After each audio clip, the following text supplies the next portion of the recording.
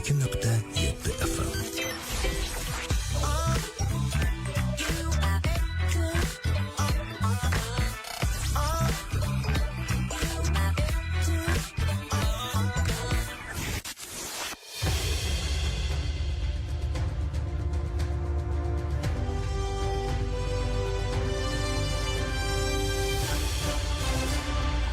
Salam, hər vaxtınız xeyir olsun, hörmətli dinləyicilərimiz. Azərbaycan Nədən Danışdı proqramı növbəti buraxılışını təqdim edir. Studiyada mən Yunus Orucovdur. Əziz dinləyicilərimiz, son vaxtlar İranın İrəvandakı səfiri Xəlil Şirqulaminin mətbuat konfransında səsləndirdiyi fikirlər hələ də diqqət mərkəzindədir. O, sonuncu mətbuat konfransında İranın İrəvandan bir növ narazılığını dilə gətirib. Şirqulaminin həmin konferansda səsləndirdiyi fikirlər Tehran-İrəvan münasibətlərində uzun illərdən bəri müşahidə olunmayan açıq gərginliyin göstəricisi kimi qiymətləndirilə bilər. Belə ki, Ermənistan müstəqillik əldə etdikdən sonra İranla münasibətlərini strateji sabitlik xətti üzərində qurmuşdu və hətta tərəflər arasında prinsipial ziddiyyətlər heç vaxt müşahidə olunmamışdı. Lakin regionda artıq vəziyyət dəyişib.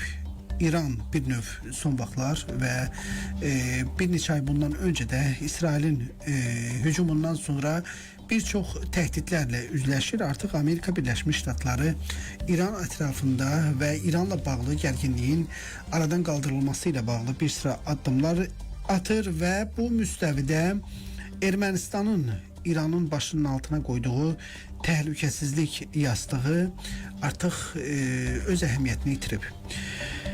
Nikol Paşinyanın hakimiyyəti dövründə Ermənistanın xarici siyasəti vektoru nəzərə çarpacaq dərəcədə dəyişməyə başlayıb və bu dəyişikliklərin mərkəzində Ermənistanın İranın əsas düşməni sayılan Amerika ilə münasibətlərini genişləndirməsi, o cümlədən Qərb strukturları ilə əməkdaşlığa üstünlük verməsi rəsmi Tehranın narahatlığına səbəb olub. Paşinyan hökumətinin öz ərazisində Trump yolu kimi tanınan layihəyə razılıq verməsi isə Tehran üçün sadəcə iqtisadi deyil, həm də ideoloji və təhlükəsizlik baxımından da qırmızı xəttin keçilməsi anlamına gəlir.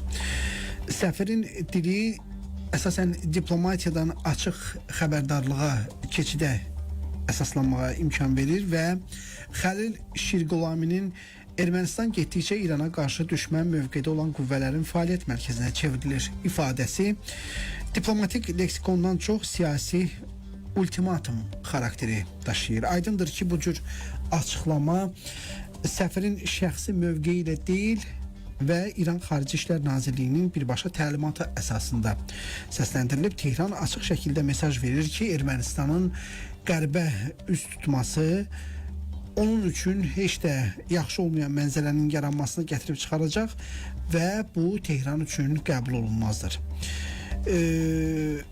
İrəvanda İran səfirliyi qarşısında yaşayan İranlıların öz ölkələrindəki etirazlara dəstək aksiyası keçirməsi, üstəlik Ermənistan polisinin buna mane olmaması da Tehranın xüsusilə qəzəbləndirib. İran üçün bu təkcə diplomatik etiketin pozulması deyil, eyni zamanda rejimin daxili təhlükəsizliyinə bir müdaxilə kimi dəyərləndirilir. Səfirin bu məqama xüsusi toxunması İranın Ermənistana artıq etibarlı qonşu kimi görmədiyini də nümayiş etdirir.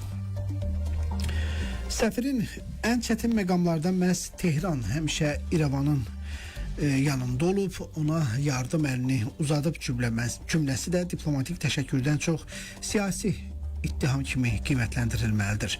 Bu fikri kontekstdən çıxararaq təhlil etdikdə daha çox belə bir qənaətə gəlirik ki, İran Ermənistanın regional izolyasiyadan çıxmasında, iqtisadi nəfəsliyin açılmasında və ən əsası da Azərbaycan torpaqlarının işğalında onun mövqeyinin möhkəmləndirilməsi üçün bir növ həmişə öz yardım əlini uzadıb. Bu mənada səfirin son sözlərini Azərbaycan ərazilərinin işğalı zamanı verdiyimiz dəstəyi unutdunuz kimi oxumaq daha çox yerinə düşər. Bu açıqlama eyni zamanda İranın regiondakı ikili standartlarını da ifşa edir. Rəsmi Tehran illərlə ərazi bütövlüyü prinsipini müdafiə etdiyini bəyan etsə də, faktiki siyasətdə Ermənistanın işğalçı mövqeyinə bir növ göz yumub, hətta dolayısıyla buna dəstək də veribdi.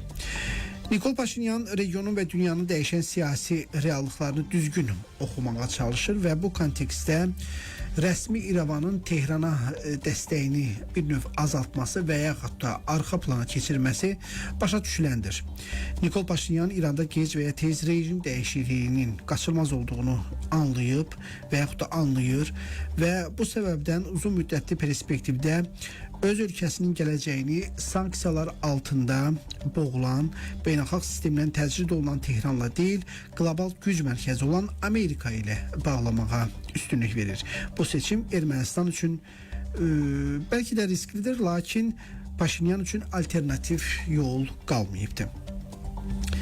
Paşinyanın bu kursu eyni zamanda İranın Azərbaycana qarşı illərlə apardığı qeyri-dost və siyasətə dolayısıyla cavabdır. Ermənistanın qərbə yönəlməsi İranın regiondakı təsir imkanlarını daraldır və Tehranı ilk olaraq öz seçiminin nəticələri ilə üz-üzə qoyur. İran səfərinin İrəvandakı sərt çıxışı, bir daha o çıxışa qaydırıq və o çıxış göstərir ki, Tehran-İrəvan münasibətlərində səssiz harmoniya dövrü başa çatır. Ermənistan qərbə doğru irəlilədikcə İran onu etibarlı tərəfdaş kimi yox, potensial təhlükə mənbəyi kimi görməyə başlayır. Bu isə regionda yeni siyasi konfigurasiyanın formalaşdığını göstərir. İranın illərlə himayə etdiyi, qoruduğu və regional oyunlarında istifadə etdiyi Ermənistan artıq fərqli yol seçir. Bu yolun haraya aparacağı hələlik ki, qeyri-müəyyən olaraq qalmaqdadır. Bu arada Qəzza üçün sülh şurası yaradılır. Artıq Amerika prezidenti Donald Trump'ın bu təşəbbüsü artıq beynəlxalq mətbuata məlumdur və əsas müzakirələr onunla bağlıdır ki, bu təşəbbüs Qəzzada sülh quruculuğuna, münaqişənin həllinə nə cür köməklik göstərəcək? Ekspertlər daha çox bu məqamın üzərində dayanır ki, Donald Trump'ın Qəzza zolağının idarə olunması məqsədi ilə sülh şurasının yaradıldığını elan etməsi yaxın şərqdə onsuz da həddən artıq mürəkkəb olan siyasi mənzərəyə yeni vəziyyət gətirəcək. Trump bu barədə bir qədər əvvəl də vurguladığım kimi Truth sosial hesabında paylaşım edərək yeni idarəetmə orqanının formalaşdırıldığını bəyan edib və şuranın tərkibinin yaxın zamanda açıqlanacağını bildirib. Bu açıqlama ilk baxışdan texniki idarəetmə təşəbbüsü təsiri bağışlasa da mahiyyət etibarilə Qəzza probleminə yanaşmada ciddi konseptual dəyişiklik iddiası daşıyır. Belə ki, Qəzza zolağı uzun illərdir yalnız İsrail-Fələstin münaqişəsinin deyil bütövlükdə regional və qlobal siyasətin ən həssas nöqtələrindən biri olaraq qalır. Hərbi əməliyyatlar, humanitar böhran, siyasi parçalanma və beynəlxalq hüququn tətbiqindəki ikili standartlar bölgəni faktiki olaraq daimi böhran zonasına çevirib. Fələstin muxtariyyəti Qəzzaya real nəzarəti itirib, Həmasın hərbi siyasi dominantlığı isə İsrail üçün daimi təhlükəsizlik dilemması yaradıb. Bu fonda indiyədək təklif olunan həll modelləri, iki dövlətli həll, beynəlxalq müşahidə missiyaları, humanitar paketlər və kağız üzərində qalıb ya da qısa ömürlü olubdur. Sülh şurası təşəbbüsü isə iki dövlət, iki əsas ssenarini vəd edir. Birinci ssenariyə görə bu mexanizm Qəzzada ən azı müvəqqəti sabitlik yaradaraq humanitar böhranın dərinləşməsinin qarşısını ala və gələcək siyasi dialoq üçün real platforma rolunu oynaya bilər. İkinci ssenari isə daha risklidir. Şura regional aktyorlar tərəfindən qəbul edilməzsə, o münaqişənin yeni mərhələsinə və legitimlik böhranına səbəb ola bilər.